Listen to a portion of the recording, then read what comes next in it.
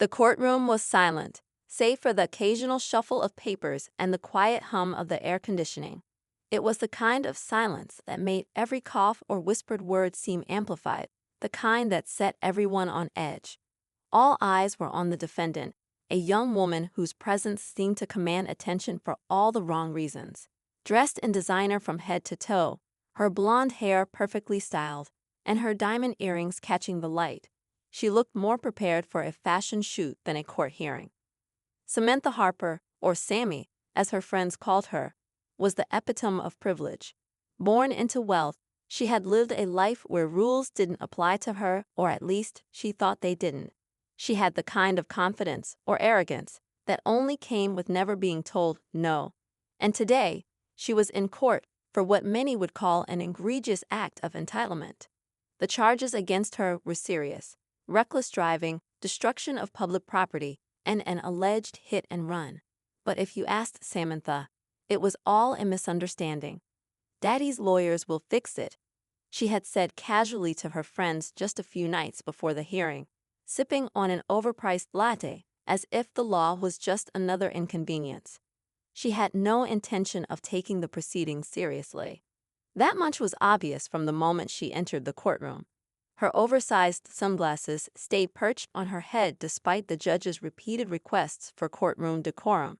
She smirked as the prosecution laid out their case, as if the words didn't matter. And when it was her turn to speak, she shrugged and said, "I don't see why everyone's so upset. Nobody got hurt, right?" Her tone dripped with the kind of entitlement that made the gallery shift uncomfortably in their seats. But the focus of today's story isn't just Samantha. It's the man sitting behind the bench, presiding over the courtroom with calm authority. Judge Marcus Hayes, a man whose reputation preceded him, was not one to be trifled with. A seasoned judge with decades of experience, he had worked his way up from humble beginnings, earning respect at every step. Known for his unshakable demeanor and a deep sense of justice, he had seen it all, or so he thought. Judge Hayes was a towering presence, not just because of his physical stature, but because of the quiet intensity with which he carried himself. His deep voice commanded respect, and his piercing gaze seemed to look straight into a person's soul. He was the kind of judge who didn't just follow the letter of the law. He understood its spirit. And today, as he looked down at Samantha Harper, he saw a challenge unlike any other. The tension in the room was palpable. Judge Hayes had dealt with difficult defendants before, but this was different. Samantha didn't just challenge the law, she insulted it. She interrupted the court proceedings with dismissive comments, rolled her eyes at witnesses, and even laughed when the bailiff reminded her to remain respectful. For many in the courtroom, it was infuriating to watch, but Judge Hayes remained composed. He listened carefully to every word, letting Samantha dig herself deeper with every flippant remark. There was no anger in his expression, no hint of frustration. Instead, there was something else, something that sent a chill down the spines of those who knew him well. The moment finally came when Judge Hayes cleared his throat and leaned forward slightly. The room seemed to hold its breath. Samantha, still oblivious to the gravity of the situation, crossed her arms and leaned back in her chair, as if daring him to speak. Judge Hayes began, his voice calm but firm. "Miss Harper," he said, his tone measured, "it's clear to me that you view this court as a mere inconvenience. But let me assure you, the decisions made here are far from trivial." He paused, letting the weight of his words settle. "Your actions have consequences, not just for yourself, but for the people whose lives you've disrupted. And today, you will learn that wealth and privilege do not place you above the law." Samantha scoffed, muttering something under her breath about old men with power trips. The gallery gasped audibly, and even the bailiff looked stunned. But Judge Hayes didn't react. Instead, he leaned back in his chair, a small, almost imperceptible smile tugging at the corner of his lips. "Very well," he said, his voice carrying an edge that sent shivers through the room. "If you insist on disrespecting this court, then I have no choice but to issue a sentence that will ensure you understand the gravity of your actions." The room erupted into murmurs, everyone straining to hear what the judge would say next. Samantha, still defiant, rolled her eyes again, clearly expecting nothing more than a fine or community service. But Judge Hayes wasn't finished. As he began to deliver his sentence, the room fell silent once more. The words that followed left everyone stunned, their jaws dropping in disbelief. Even Samantha's smirk faltered, replaced by a look of shock that she couldn't hide. The murmurs in the courtroom faded as Judge Hayes adjusted his glasses and looked directly at Samantha. The weight of his gaze, steady and unyielding, seemed to finally make her shift uncomfortably in her chair. For a moment, the confidence she had so brazenly flaunted began to crack, but she quickly masked it with another scoff, crossing her arms tightly over her chest. "I've seen many defendants in my courtroom," Judge Hayes began, his voice calm yet firm, carrying the authority of someone who had spent years upholding justice. Some who showed genuine remorse for their mistakes, others who needed guidance to find the right path. And then there are those who believe they are untouchable, above the law, above accountability. You, Miss Harper, fall squarely into the latter. Samantha rolled her eyes again, a reflex she hadn't learned to suppress. Her lawyer, a middle-aged man in an expensive suit, leaned over and whispered something urgently in her ear. She waved him off without looking, as though his advice wasn't worth her time. The judge continued, unperturbed. "Privilege is not a shield against consequences. If anything, it is a responsibility to do better because you have the means and opportunity to do so. Yet here you are treating this court and the people it represents as though they are beneath you." A low murmur rippled through the gallery, a mix of approval and curiosity. Samantha's father, seated near the back, shifted uncomfortably in his chair. His usually stern demeanor betrayed a hint of concern, though he remained silent, his jaw tight as he watched his daughter spar with a man who clearly held the upper hand. Samantha, however, was undeterred. "Look, Your Honor," she said, her voice dripping with condescension, "I didn't mean to hurt anyone, okay? It's not like I crashed on purpose. Accidents happen." She shrugged, as though that simple explanation should be enough to absolve her of any wrongdoing. Judge Hayes raised an eyebrow, his expression unreadable. "An accident," he repeated.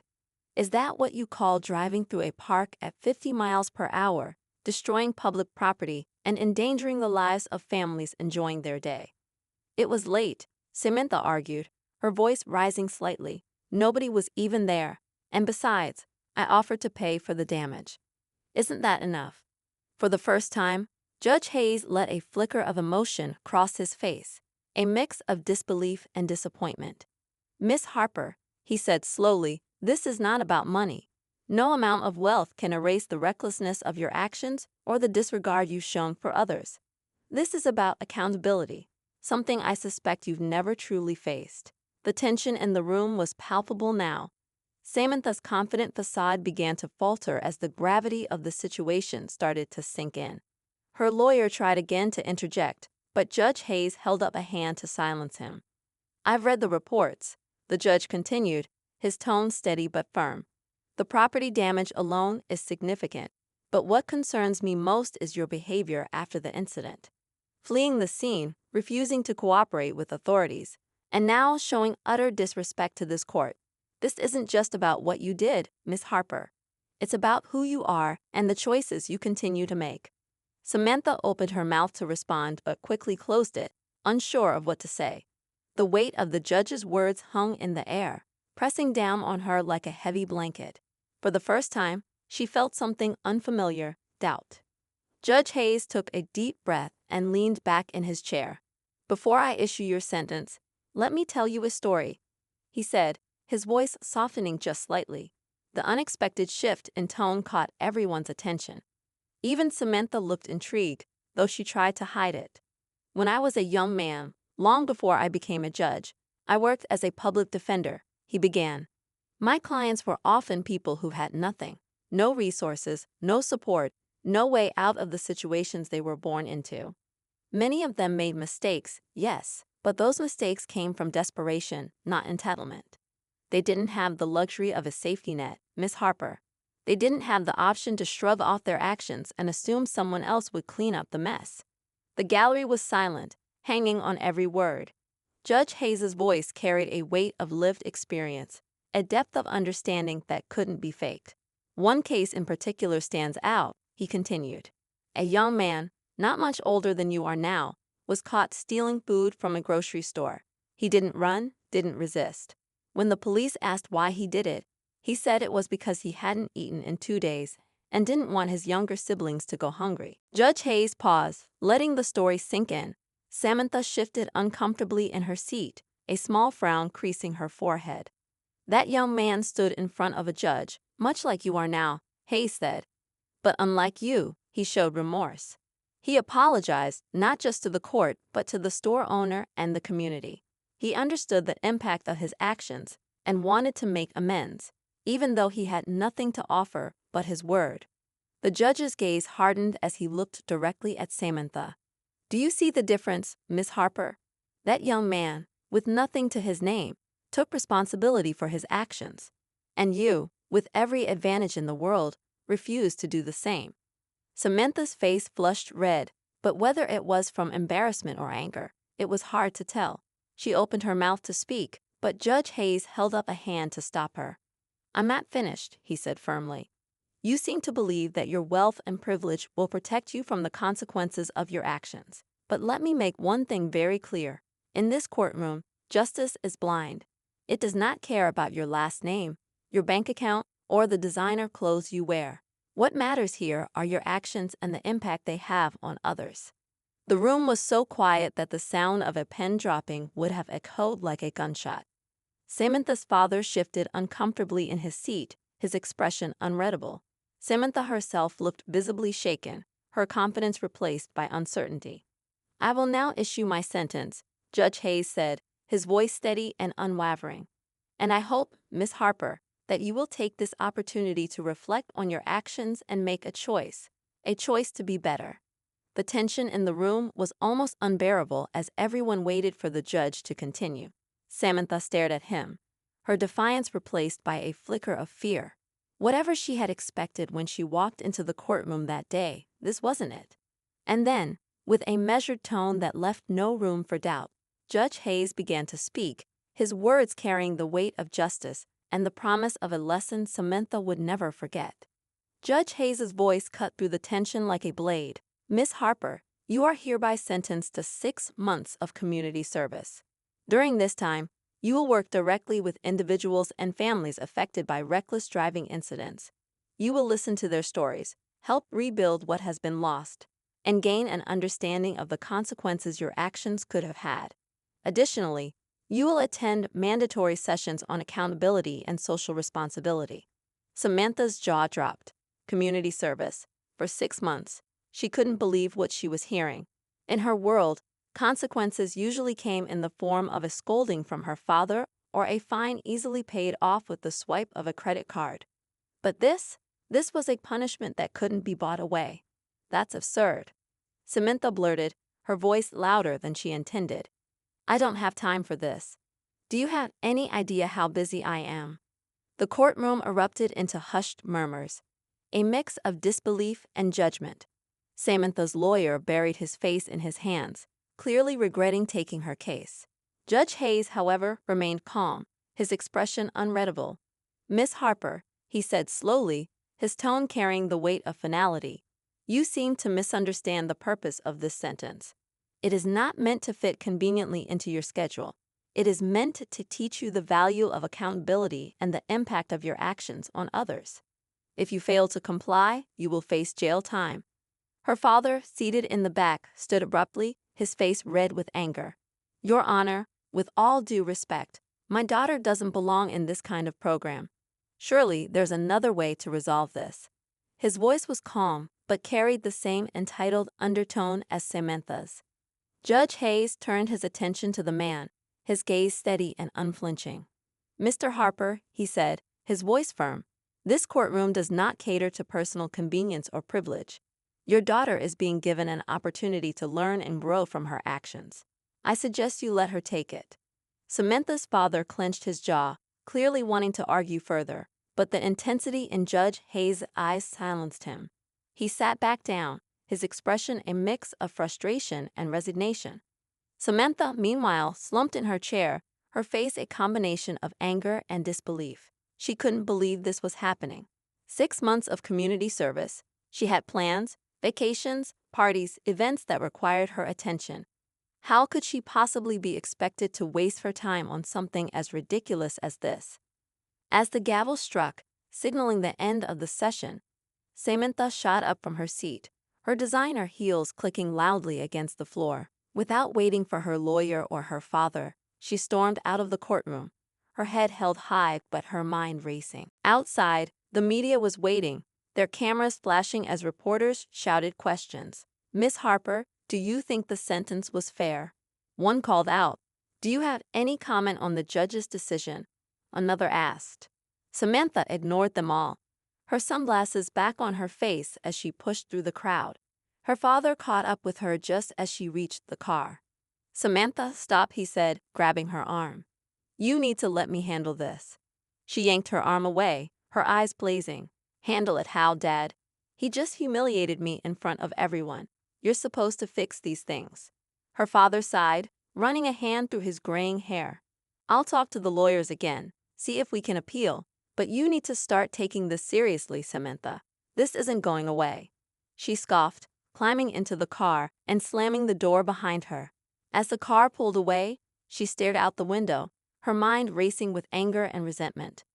Later that evening, as Samantha sat in her sprawling bedroom surrounded by luxury, she found herself unable to relax. Her usual distractions, shopping, social media, texting friends, didn't seem to hold the same appeal. Judge Hayes's words kept echoing in her mind, refusing to be silenced. "Privilege is a responsibility," he had said. She rolled her eyes at the thought, but deep down, something about his tone had unsettled her. It wasn't just the sentence. It was the way he had looked at her, as though he saw right through her, past the carefully curated facade she presented to the world. Across town, Judge Hayes sat in his modest home, reviewing case files. His wife, a retired schoolteacher, brought him a cup of tea and sat beside him. "You seemed troubled today," she said gently, watching him carefully. He sighed, setting the files aside. "It's that Harper girl. She's not the first entitled defendant I've dealt with, but there's something about her. It's like she's never had to face a single consequence in her life." His wife nodded thoughtfully. "Sometimes, it's the ones who seem the most unreachable who need guidance the most. Maybe this is her chance to change." Judge Hayes smiled faintly. "I hope you're right, but change has to come from within. She has to want it." The next morning, Samantha's community service assignment arrived in the form of an email. She skimmed the details, her annoyance growing with every word. She was to report to a local rehabilitation center that worked with victims of reckless driving accidents. Her job would involve assisting staff, interacting with patients, and helping to organize events for awareness campaigns. When she showed up on her first day, dressed in designer sneakers and a hoodie that probably cost more than most people's monthly rent, she was met with skeptical glances from the staff. The center's director, a no-nonsense woman named Angela, greeted her with a firm handshake. "I don't know why you're here," Angela said bluntly, "but while you're in this building, you'll treat everyone with respect." "Understood." Samantha nodded curtly, already regretting her decision to show up. As the day went on, she was assigned to assist patients with various tasks, fetching water, helping with physical therapy equipment, and listening to their stories. One patient, an older man named Mr. Jenkins, caught her attention. He had lost his wife in a car accident caused by a reckless driver. When he spoke about her, his voice was filled with sorrow, but also a quiet strength that Samantha found unsettling. "You don't realize how fragile life is until it's taken from you," he said, his gaze distant. "The choices we make don't just affect us. They ripple out, touching everyone around us." Samantha didn't know how to respond. For the first time, she felt a flicker of something she couldn't quite name, something that made her uncomfortable in a way no lecture or punishment ever had. As the day ended, Samantha left the center feeling drained, her usual bravado replaced by a strange sense of unease. For the first time, she wondered if Judge Hayes' sentence was more than just a punishment. Maybe it was a lesson she desperately needed. But the road to understanding and change was far from over. Samantha's days at the rehabilitation center began to blur together, each one filled with stories that chipped away at her carefully constructed wall of indifference. The patients she worked with weren't just names on a file or faces in a crowd. They were people, each with lives that had been forever altered by moments of carelessness. Every interaction forced her to confront a truth she had spent her entire life avoiding. Her actions had consequences, and those consequences didn't just affect her. One afternoon, Samantha was assigned to help with an event at the center. It was a gathering for victims and their families, meant to raise awareness about the devastating impact of reckless driving. As she set up chairs and arranged refreshments, she couldn't help but notice the somber atmosphere. There was a weight in the air, a shared grief that she didn't know how to navigate. Angela approached her, clipboard in hand. "You'll be helping Mr. Jenkins with his speech," she said. "He's sharing his story tonight." Samantha froze. She had avoided Mr. Jenkins as much as possible since their first conversation. His quiet strength unnerved her, and the raw honesty in his words had a way of making her feel exposed. But she nodded, not trusting herself to argue. When the time came, Samantha found herself standing backstage with Mr. Jenkins. He was dressed in a simple suit, his hands trembling slightly as he held a piece of paper. She noticed the way he glanced at a photo pinned to his lapel, a picture of his late wife. "Are you nervous?" she asked, her voice softer than she intended. He smiled faintly. "Not for myself. I just want them to understand. If my story can make even one person think twice, it's worth it." Samantha didn't know what to say. She had spent so much of her life focused on herself, her wants, her needs. The idea of doing something purely for the benefit of others was foreign to her. But as she watched Mr. Jenkins step onto the stage, his shoulders squared despite the weight he carried, she felt a flicker of something she didn't recognize. Admiration, perhaps. The room fell silent as Mr. Jenkins began to speak. He talked about his wife, their life together, and the day it was all taken away. His voice wavered but never broke, and his words painted a vivid picture of love, loss, and resilience. Samantha found herself holding her breath, her chest tight with emotions she didn't understand. When he finished, the room erupted into applause. Mr. Jenkins stepped down, his eyes glistening with unshed tears. Samantha was waiting for him, her usual aloofness replaced by a tentative warmth. "You did great," she said, surprising herself. He smiled, patting her on the shoulder. "Thank you, Samantha. And thank you for helping out today. I know this isn't easy for you." His words lingered long after the event ended. Samantha couldn't shake the feeling that he saw something in her that she couldn't see in herself. The idea unsettled her, but it also planted a seed of curiosity.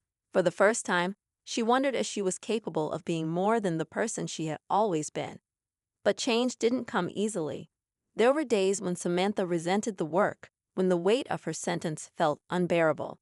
She would snap at Angela, retreat into her phone, or complain about the tasks assigned to her.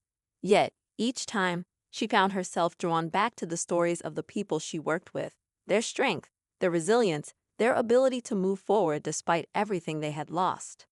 One day, Samantha was tasked with visiting a local school to speak to students about the dangers of reckless driving. The thought of standing in front of a group of teenagers and sharing her story made her stomach turn. She wasn't a role model. She didn't even know what she was supposed to say. Angela noticed her hesitation. "Just be honest," she said. "Sometimes, the most powerful thing you can do is tell the truth." Samantha didn't think much of the advice until she found herself standing in front of the classroom. Dozens of pairs of eyes staring at her expectantly. She took a deep breath, her palms sweating, and began to speak. At first, her words felt awkward and forced. She stumbled over her sentences, her voice barely audible. But as she talked about her experience, about the day in court and the sentence that had upended her life, something shifted. She stopped trying to sound polished and perfect and started speaking from the heart. "I thought I was invincible," she admitted, her voice trembling. "I thought nothing I did could ever touch me. But I was wrong. I was so wrong." The room was silent as she spoke, and for the first time, Samantha felt a connection to the people around her. It wasn't the kind of connection built on status or appearances. It was something deeper, something real. And as she finished, she realized that she wasn't just telling her story for them. She was telling it for herself. But the journey was far from over. Samantha's newfound awareness didn't erase her mistakes or the damage she had caused. It didn't change the fact that she had spent years taking her privilege for granted. And it didn't make the challenges ahead any less daunting. As she left the school that day, Samantha couldn't help but feel a sense of unease. She had taken the first steps toward change, but she knew there were still obstacles to overcome. Obstacles that would test her resolve and force her to confront the person she had been. And in the background, unseen but ever present, Judge Hayes watched her progress with a quiet hope. He had seen the spark of potential in Samantha, the possibility of redemption. But he also knew that redemption was never guaranteed. It had to be earned, one step at a time. As Samantha continued her court-mandated work, she began to notice subtle changes in herself. Though she rarely admitted it out loud, the stories she heard, the people she interacted with, they had started to leave a mark on her. But just as she began to feel a sliver of progress, life threw her a curveball that threatened to undo it all. One morning, as Samantha arrived at the rehabilitation center, she noticed an unusual tension in the air. Staff members were huddled in groups, whispering in hushed tones. Angela, who usually greeted her with a smile, seemed unusually preoccupied. Samantha hesitated, unsure whether to ask what was going on, but curiosity eventually got the better of her. "Is everything okay?" she asked Angela, trying to sound casual. Angela hesitated, clearly debating whether to share. Finally, she sighed. "There's been an incident," she said. "One of the patients you've been working with, Mr. Jenkins, had a medical emergency last night. He's in critical condition." The words hit Samantha like a punch to the stomach. She hadn't realized how much she had grown to care about Mr. Jenkins until that moment. The thought of him suffering, of possibly not making it, left her feeling hollow. But what shocked her even more was the guilt that followed. She couldn't shake the idea that her reckless actions had set off a chain of events that led to this moment. If she hadn't been so careless, so self-absorbed, maybe none of this would have happened. Samantha tried to focus on her tasks for the day, but her mind kept drifting back to Mr. Jenkins. She thought about his unwavering strength, his quiet determination to make the world a better place despite his own pain. She thought about the picture of his wife on his lapel, the way he carried her memory with him every day. And she thought about his words to her after his speech, words of encouragement, even when she didn't deserve them. By the time her shift ended, Samantha couldn't take it anymore. She asked Angela for permission to visit Mr. Jenkins at the hospital. Angela hesitated but eventually agreed, giving her the room number and a few words of advice. "Be honest with him," Angela said. "He'll appreciate it more than anything else." Samantha wasn't sure what she would say when she got there. She had never been good at expressing her feelings, especially not when it came to admitting she was wrong. But as she walked into the hospital room and saw Mr. Jenkins lying there, hooked up to machines, her heart sank. He looked so fragile, so unlike the strong, resilient man she had come to know. "Mr. Jenkins," she said softly, stepping closer to his bedside. His eyes fluttered open, and he gave her a faint smile. "Didn't expect to see you here," he said, his voice weak but steady. "Shouldn't you be out causing trouble somewhere?" The hint of humor in his tone caught her off guard, and she let out a nervous laugh. "Not anymore," she said. "I think I caused enough for one lifetime." They talked for a while, their conversation weaving between lighthearted banter and moments of raw honesty. Samantha found herself opening up in a way she never had before, sharing her fears, her regrets, and the guilt that had been eating away at her. And for the first time, Mr. Jenkins shared something he hadn't told anyone else. "You know, Samantha," he said, his voice growing quieter, "I used to be angry. At the world, at the person who took my wife away, at myself. But holding onto that anger, it eats you alive. It doesn't bring her back, and it doesn't make the pain go away. The only thing that helps is finding a way to use that pain for something good." His words stayed with Samantha long after she left the hospital. She couldn't help but wonder if she was capable of doing the same. Could she take all the pain and guilt she felt and turn it into something meaningful? Or was she doomed to let it consume her, the way it nearly had for Mr. Jenkins? But just as Samantha began to grapple with these questions, another twist emerged, one she never saw coming. As she returned to the rehabilitation center the next day, Angela pulled her aside with a grim expression. "Samantha, there's something you need to know," Angela said, her voice low. "The judge, Judge Hayes, he's been keeping an eye on your progress, but he's also been dealing with his own challenges. There's been a development in one of his cases, and it's connected to you." Samantha's stomach dropped. "Connected to me? How?" Angela hesitated, clearly struggling with how much to reveal. "Let's just say it involves someone from your past," she said. "And it's going to force you to confront some things you've been avoiding." The word sent a chill down Samantha's spine.